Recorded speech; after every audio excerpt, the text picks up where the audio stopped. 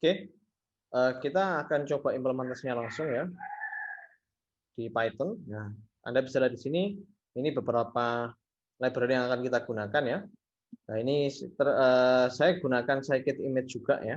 Silakan nanti Anda ketikkan ya, menggunakan scikit-image.color import RGB to gray untuk mengubah image dari RGB ke gray ya. Ini kebetulan saya tidak menggunakan OpenCV, walaupun saya mengimport CV itu di sini, nanti saya tidak akan gunakan OpenCV. Tujuannya apa? Kenapa kok saya tidak menggunakan OpenCV ya? Agar kalian juga mencoba-coba ya menggunakan berbagai library yang lain yang sebenarnya bisa kita gunakan juga untuk membaca sebuah image ya. Nah, di sini Anda bisa lihat ya seperti biasa saya juga import NumPy, saya juga import Matplotlib ya, sama SciPy. SciPy ini nanti kegunaannya akan saya jelaskan di code di bawah. Oke, ya ini seperti biasa silakan nanti Anda download lagi link di Google Classroom ya. Nah, ini di Google Classroom untuk datasetnya silakan Anda download kembali. Ini kebetulan saya menggunakan image yang sama seperti yang saya jelaskan di slide tadi. Nah, tapi untuk membacanya ya, saya menggunakan ini plt.imread ya, dir. Saya tidak menggunakan OpenCV ya, saya tidak menggunakan CV itu .imread ya. Kenapa kok? Ya, seperti yang saya jelaskan tadi, kita juga sebenarnya banyak cara untuk membaca sebuah image ya, bukan hanya menggunakan OpenCV ya. Ini kebetulan saya menggunakan salah satu cara ya, menggunakan Matplotlib ya untuk membaca sebuah image. Nah, ini saya simpan di sebuah variabel img ya, plt.imread, direktorinya apa. Ya, setelah itu saya print ya di sini. Shape-nya itu apa? Shape-nya berapa? Dan saya show-kan ya. Kalau kita lihat di sini ya, image-nya ini ukurannya 192 dikalikan 263 ya. Dan ada 3 channel karena ini gambarnya adalah RGB. Oke. Oke, karena ini RGB ya, kita ubah dulu ke grayscale ya. Karena ini RGB, kita perlukan untuk mengkonvert ke grayscale dulu. Nah, ini saya menggunakan salah satu library miliknya scikit-image ya. Ya, scikit-image. Nah, saya taruh di sebuah variabel gray di sini ya. Gray sama dengan RGB to gray img. IMG ini dari image yang saya baca dari ini PLT imread ya. Nah, setelah itu saya show ya. Akhirnya tampil seperti ini, grayscale. Dengan ukuran yang sama 192 dikalikan 263 tapi hanya satu channel karena grayscale gambarnya. Oke. Selanjutnya ya, selanjutnya ini kita akan mulai masuk ke segmentasi ya. Nah, kalau kita lihat di sini height-nya tadi kan 192 dan 263. Ya, kita nanti akan ambil semua pixel value dari gambar ini ya.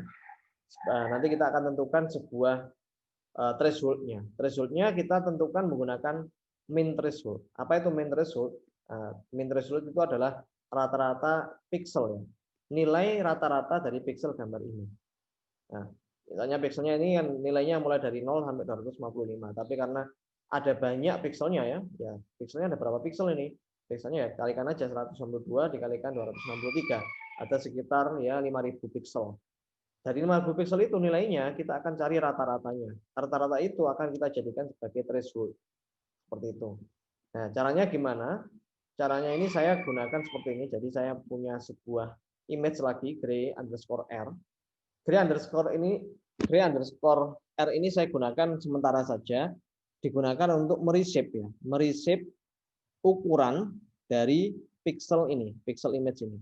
Ini kalau kita lihat di sini kan pixelnya itu 2 dimensi ya, 192 dikalikan 263. Tapi sebenarnya kita bisa gunakan pixel itu, kita reshape ya, image-nya ini kita reshape menjadi 1 dimensi. 1 dimensinya adalah dengan mengalihkan 192 ya, shape 0 itu merupakan shape indeks ke ini, shape dari row-nya ya. Sedangkan shape yang indeks 1 ini itu merupakan kolomnya. Jadi pixel yang ini ya, ini saya jadikan jadi satu image ya, satu dimensi. Image ini saya jadikan satu dimensi. Kenapa kok kita jadikan satu dimensi? Agar lebih mudah untuk menghitung min threshold-nya. Nah, nanti kita akan ubah lagi ke 2 dimensi sebenarnya. Kalau kita jadikan satu dimensi ya gambar itu nggak bisa kelihatan nanti, satu baris saja, ya kan?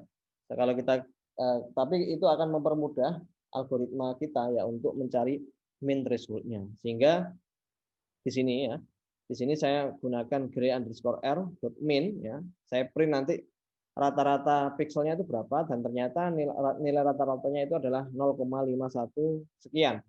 Ini kebetulan nilai pikselnya itu mulai dari 0 sampai 1 ya. Dan ternyata setelah di rata-rata nilai rata-ratanya itu adalah 0,51. Ya.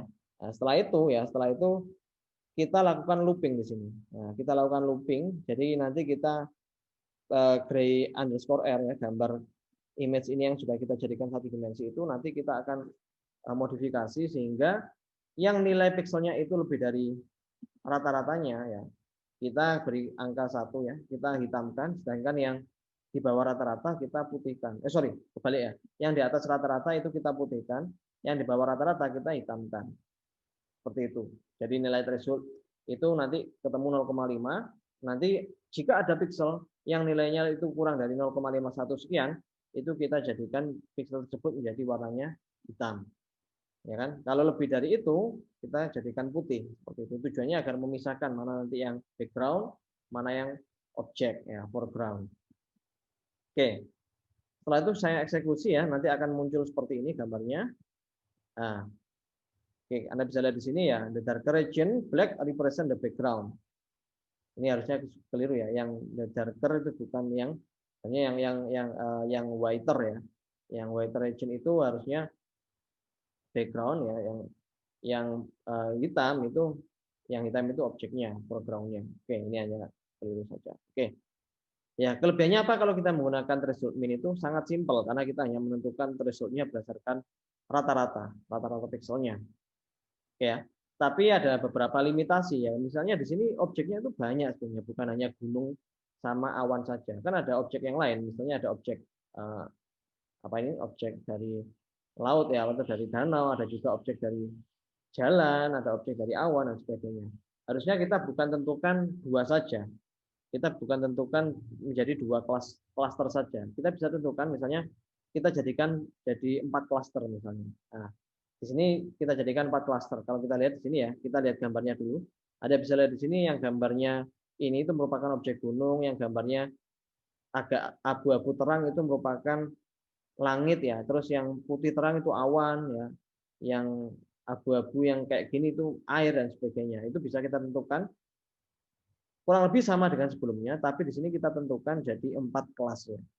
Nah, jika lebih dari gray underscore r min, jika lebih dari threshold, kita beri angka 3. Jadi pixelnya itu nilainya 3.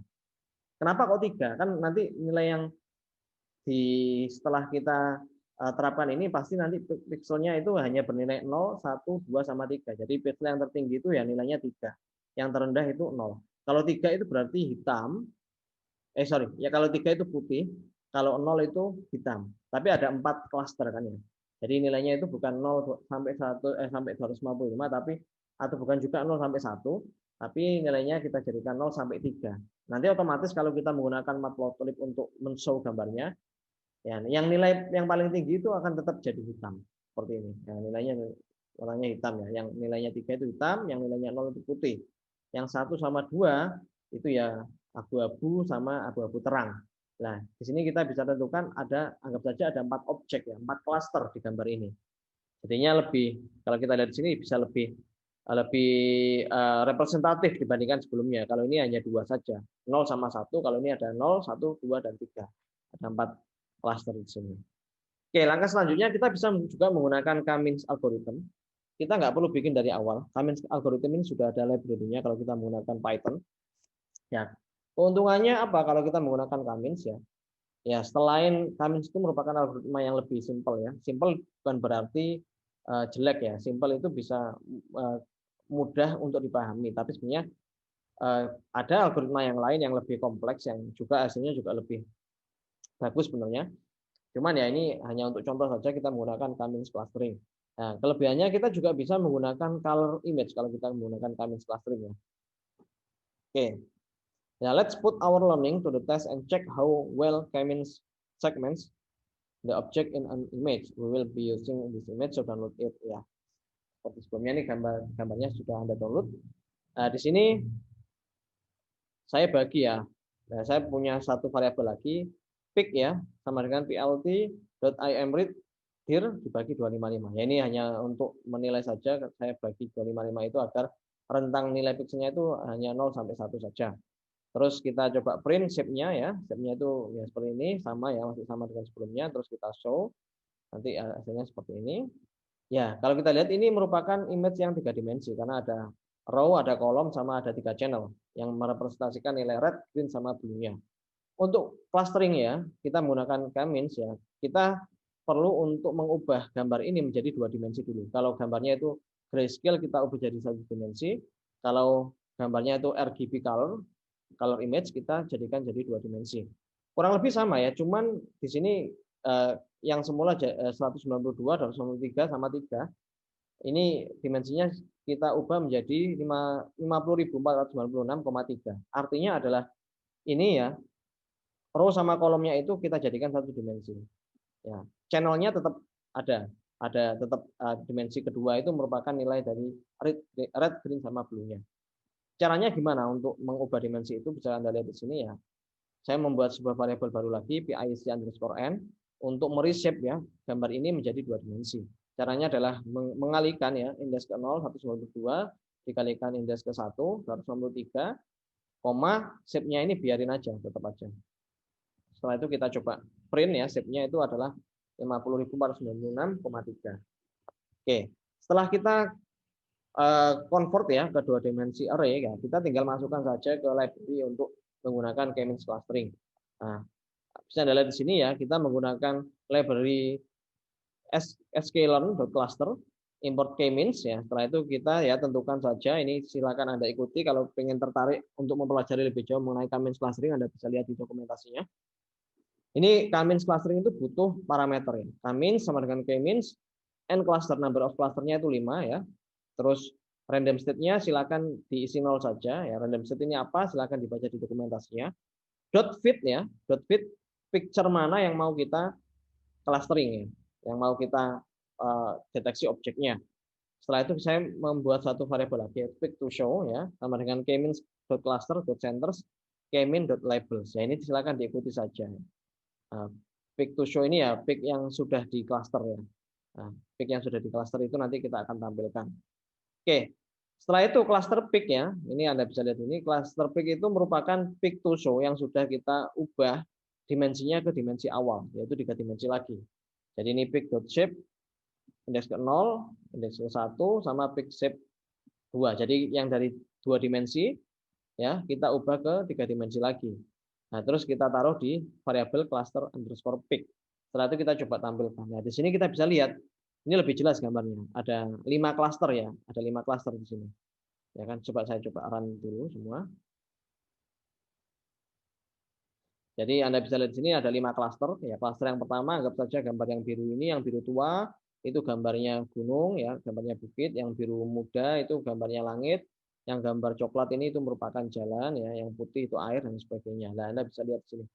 Ya, ini klasternya bisa Anda ganti-ganti. Kalau number of clusternya diganti misalnya 10 ya, itu nanti akan gambarnya akan lebih bervariasi lagi. Oke, ini masih menunggu proses clusteringnya. Oke, nah ini misalnya number of clusternya saya ganti jadi anggap saja dari 10 ya. Saya run lagi. Ini saya run, harusnya gambarnya akan lebih bervariasi. Nah, gambarnya akan lebih bervariasi. Kalau saya kecilkan misalnya jadi 2, kalau jadi 2 ya sama kayak binary image nanti. Hanya ada 2 objek saja yang bisa dilihat di sini ya. Nah, ini bisa dicoba sendiri-sendiri nanti kalau pengen lebih tertarik ya. Nah, ini ada 2 saja ya. Hanya ada 2 nanti klasternya ya, klaster yang 1 sama klaster yang kedua. Oke. Itu untuk clustering ya, K-means clustering.